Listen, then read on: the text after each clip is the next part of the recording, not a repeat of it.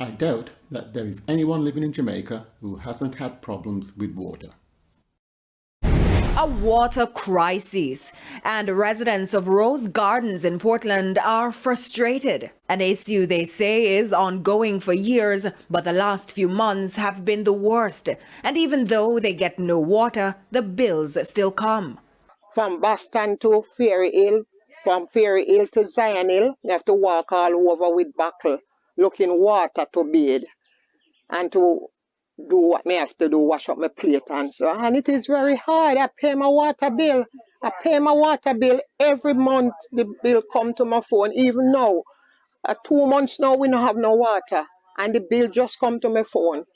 Residents in Brownstown, St. Anne took to the streets this morning to voice their frustration with the lack of water in their pipes. They're demanding that the situation is addressed before they go to the polls next Monday. Shamala Pullen reports. No water, no vote. This was a writing left on a section of the Brownstown Main Road in St. Anne Monday morning. The residents also blocked sections of the main road with stones and other debris. Firefighters were also kept busy putting out a blaze set by the residents. One resident who spoke with TVJ News says the problem has been plaguing them for months. It's a very unfortunate situation, but one that is necessary, because the only language politician knows, blocking of road. It's not that people want to block the road, It is the only language that the politicians of Jamaica understand. They speak no other language. They don't speak English, they don't speak French, they don't speak German, they only speak block road. They're not trucking water to the affected areas. Not at all. The parish council is making money. They get a lot of money. The St. Anne Parish Council have money, But what do they do with it? We don't know. So the trucking of water to mitigate the drought, as a matter of fact, this is winter. Imagine when it's summer, what's going to happen? There are similar reports almost every working day. However, the reason why we have a water issue is because the Jamaica Labour Party and the People's National Party believe that making foreign investors richer is more important than delivering services. Here is the evidence. In March 2023, there was a UN water conference, and the minister in charge of the commodity had this to say. Mr. President, we must address the elephant in the room. This is energy efficiency in the water sector. The high cost of energy has significantly impacted Jamaica's ability to distribute water to all. We are moving to integrate the use of renewable energy sources in all water production. So, according to the minister, a main reason for the problem is high energy cost, but he reckons renewable energy is a solution. I also agree with using renewables, but don't be fool people. The parliamentarians have known about the viability of renewable energy for over a decade. The former Minister of Energy came off the grid in 2012, and this is what he said about solar a couple of years ago. Because the sun is free. Yes. So yes, you have to buy the equipment, you have to buy the panels, buy the inverter, but in 3 years, you pay back for that. When he invested in 2012, the payback period was 5 years. But with the vast improvement in technology and the increased cost of electricity, he reckons payback has fallen to 3 years. However, he has a lot of explaining to do. He was the Minister of Energy in 2012, so why didn't he implement a renewable energy program back then? The bare minimum that he should have done was take water off the grid. But no, his government, the regulator, the energy supplier JPS and the World Bank decided that transitioning from oil to natural gas would be better. We were promised cheaper electricity, but in 2019 it was reported that natural gas had delivered the 4th highest electricity rates in the world. Yet more evidence that the country is not run in our interest, with JPS shareholders considered more important. The JLP and the PMP have chosen to keep all our infrastructure, including water distribution, on the grid, knowing full well the detrimental impact of this decision, especially on rural areas and farming. Mining communities cannot harvest rainwater due to the dust, so a substantial chunk of their money is used to buy water, which is far from cheap. The parliamentarians do not care, but now the frauds are pretending to be proactive in finding solutions. One such example is Jamaica's push to install a floating photovoltaic renewable energy plant at the Mona Reservoir.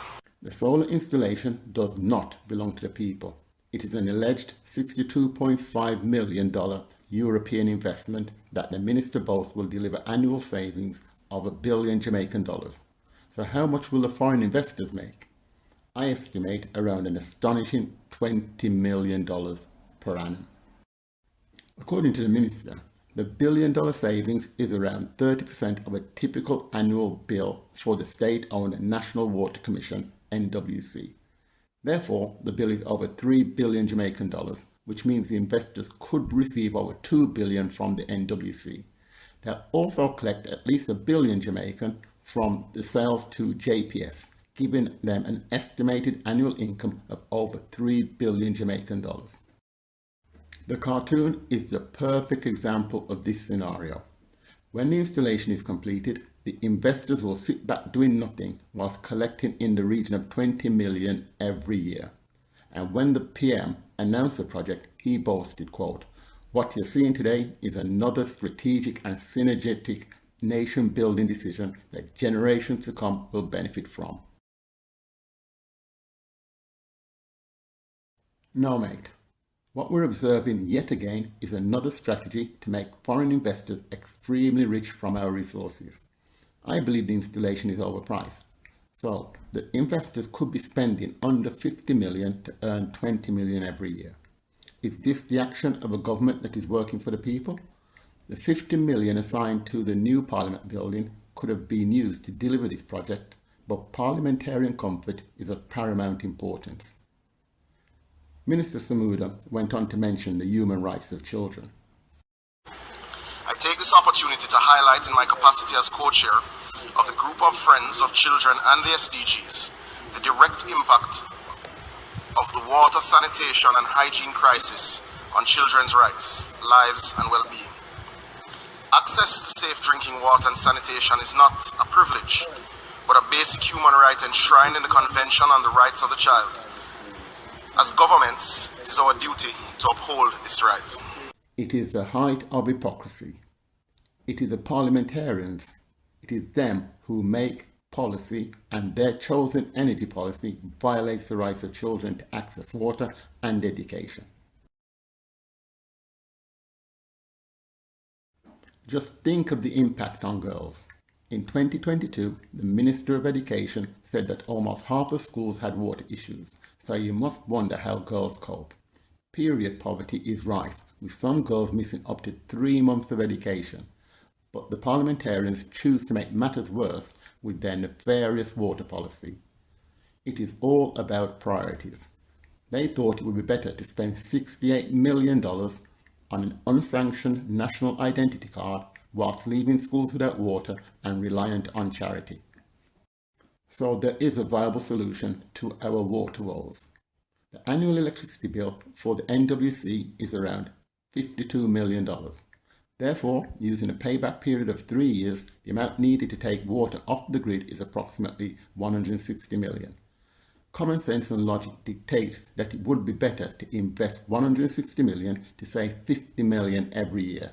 Much needed money that could be invested in a dilapidated water infrastructure and help alleviate period poverty. But the parliamentarians think the well-being of JPS is more important. The money is available. It can be financed from the $255 million IMF loan earmarked for green energy projects. Jamaica is set to have access to about $255 million under the IMF's Resilience and Sustainability Facility, RSF. The Finance Minister has not told us what he plans to do with this money, but its most likely use will be to repay debt because the government cannot generate promised revenues. A second option is to borrow the money from the $5.1 billion in the reserves and redirect the $52 million JPS payment to repaying the loan. Surely it is better to have the reserves working for the people instead of having the money sitting in the bank and being eroded by inflation. The Prime Minister claims that 50% of our energy will come from renewables, but all the infrastructure will be owned by investors. It is immoral, gross financial mismanagement, and treasonous. We Africans are being prevented from owning our own energy supplies and dictating our destinies because treasonous governments collude with the colonizers to make sure that we remain dependent, deindustrialized, and poor. And the people do not protest because they are kept ignorant and misinformed by the complicit media. Mr. President, we must address the elephant in the room. The elephant in the room is greed and capitalism. It is the JLP and the PMP. They need to be addressed because they're destroying Jamaica, with the greed of investors being more important than the needs of the people.